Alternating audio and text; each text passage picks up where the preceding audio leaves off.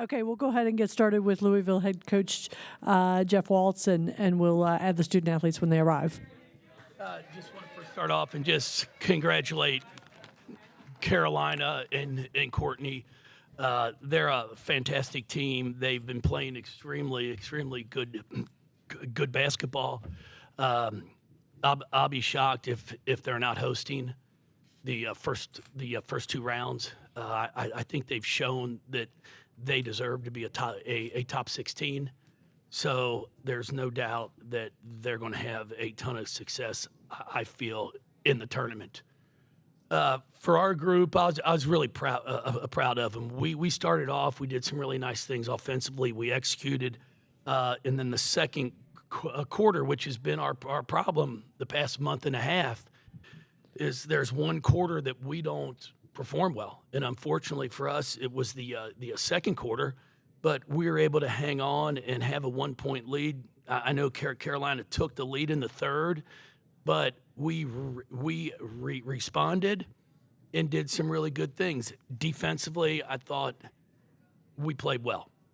We worked hard to keep them off the offensive glass, which we knew was going to be something that they were going to try and do and focus on.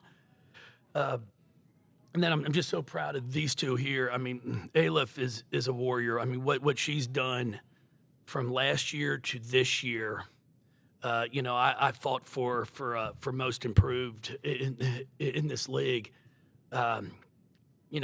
She goes from 4 points a game and 2 boards to being our glue. I mean, she is the one that's in games when she needs to score the ball in the post, she scores it. She passed the ball. She's passed it extremely well in our past 2 games. And then she's always got the toughest post assignment. So I'm just really proud of her. And then, Imari sitting here, she is one that I truly believe, and I've told her, I think she can be player of the year in this league if she will play for 40 minutes. What Imari does is she'll score 13 in a 4-minute stretch, and then she'll end the game with 14. And I'll be like, hey, what about the other 36 minutes? But it's a mentality for her. And, Adrian Johnson, who's on my staff, who played in the league for about 8 years, we've already talked about, for Imari, it's going to be, is she willing to get into elite shape? From last year to this year, remarkable change. But what's she going to do this spring and summer? Because that's what separates the really good ones from the great ones. When you don't need to come out, when you don't take a break, that's what Hannah does. When she's on the floor, I mean, she's bouncing the entire time. And that's what's so impressive. But, the strides that she's made it's pretty darn impressive, which is why she was 6th player of the year in this league. So I'll finish with that. Just really proud of all of them. Thank you.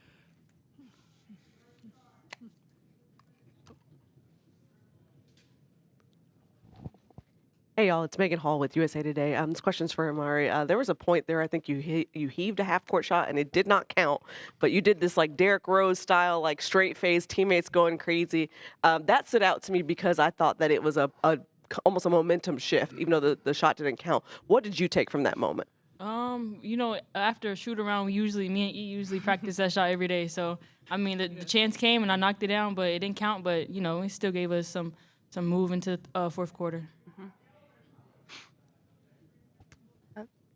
Jeff, in the so sorry, I lost my train of thought.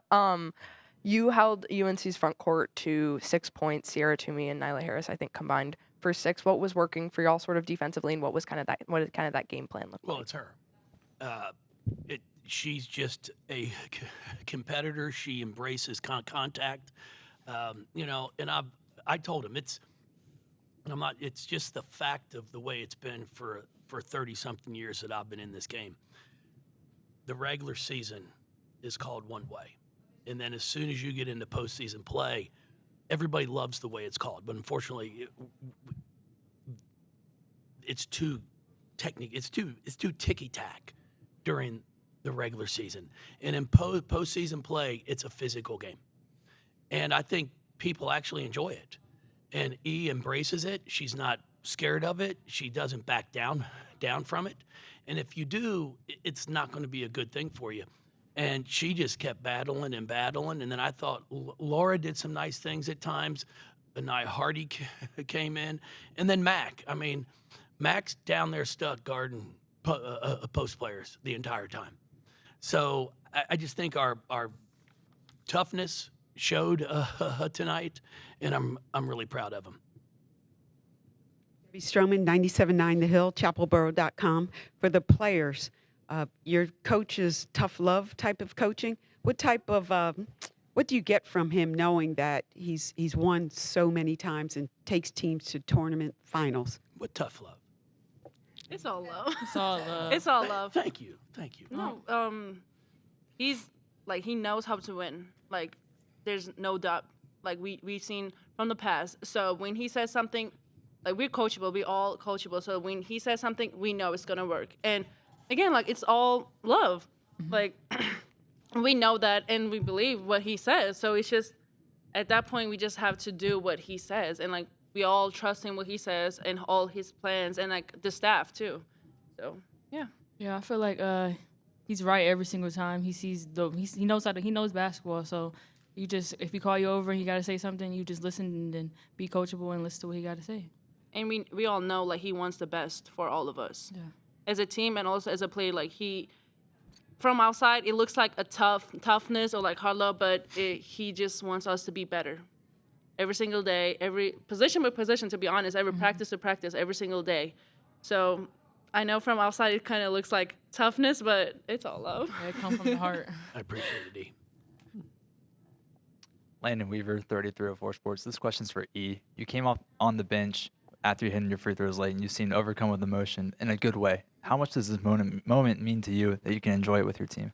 I mean, I have to be there for my team because, like, I know it was painful at the point, but I went in, I did some stuff with Ben, and he did a good job, to be honest.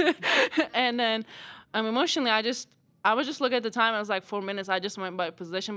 I was like, I need to be there for my teammates. The pain was temporary, to be honest, because I just wanted to get out there, be there for my team, and, like, wanted to win. So I feel like that was more than the pain.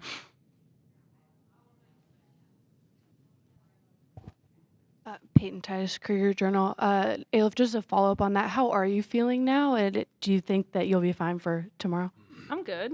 She'll be fine for tomorrow. Yeah. Thank you. You know, when I walked out there, and I was just explaining how things work in America because I wasn't sure about in Turkey. God. But, you know, she's down there screaming and hollering. I said, Ankle? She goes, yeah. I go, I'm going to tell you how it works in our program. It's crazy. You have two of them. You only need one. That's literally what he said. See, like, we stop practice. If you get hit in the nose, we stop everything. You got one. So we will take care of that ankle. You got two ankles. You're good. Let's go. And, you know, because she was in some pain, but she started to laugh, which I am a huge believer. You got to have some laughter as you're doing this stuff. Yeah, I am intense. I am. There's no question about it. But as you all know here, and you can tell, as a stutterer, like, if I try to speak during a game really calm, it does not come out. So every once in a while, too, there might be a four-letter word involved. But I always say it, if you've never seen the King's Speech, you need to watch the King's Speech. If you really want to know what stuttering is about and how tough and hard it can be at times to try to communicate with people, the King's Speech there's not a better movie. And it's, you know, some people argue with me, but it's, at least for me, when I do cuss, I don't stutter. And they know that. I tell them up front. I tell them when I recruit them. So they know I'm not attacking them personally. I do love them. I treat them like my own kids. You know, my own my own children will tell you they don't like me all the time either, because it's called parenting. And that's our job as coaches, is to be an extension of their parents. We're going to teach them basketball, but we're also going to teach them life. And I'm never going to apologize for who I am or how I do things. You might not like it, then that's fine. It's okay. But I promise you, if you go back and you talk to the players that have played here, they're going to tell you the experience they had and they're going to tell you, I love them like my own kids. So I might not do it the same way as others, and I might not do it out in public where everybody sees it. But they know that however it's going to be honest. I don't blow smoke up their rear ends, as I like to say, okay? Because I'm never going home after a game or a practice wondering what I said to Imari Berry, going, man, what lie did I tell her? What BS did I? No, I just tell her the truth.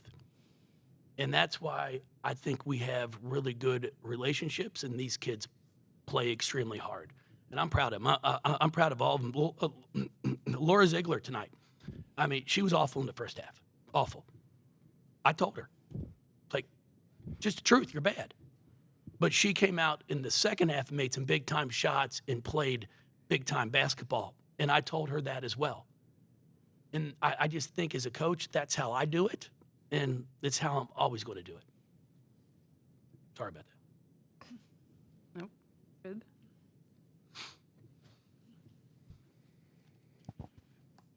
Eric Crawford, WDRB. For the players, this is a chance to play for a championship. I know you haven't had much time to process it, but what does that mean to you and to this team? I'm excited. You know, last year we fell short, so, you know, this year I'm ready to get my revenge. I'm excited. I'm so excited. I'm so happy. Yeah, I mean, I'm excited too. I mean, that's the plan. That's what we fight for. Like nothing less. To be honest, we were expecting this. So we just have to show up 40 minutes and just like play our best basketball at this point. Alexis Cubitt, Louisville Courier-Journal. For everybody, the legacy unlock, what does that, I guess, mean? What do you take that as your motto, or what does that just kind of mean for you guys in the postseason? I mean, that's what Louisville's program. Okay. That's what Louisville's program built for. So I think that's what it means to us. That's what this program built for, and like we're in this program, and we know nothing less. So I think that's what it means to us. When I came in Louisville, that's the first thing that Coach Walz said, legacy, keep the legacy going. And, you know, we wore the warm-up shirt, and, you know, we're going to keep it going. Yep.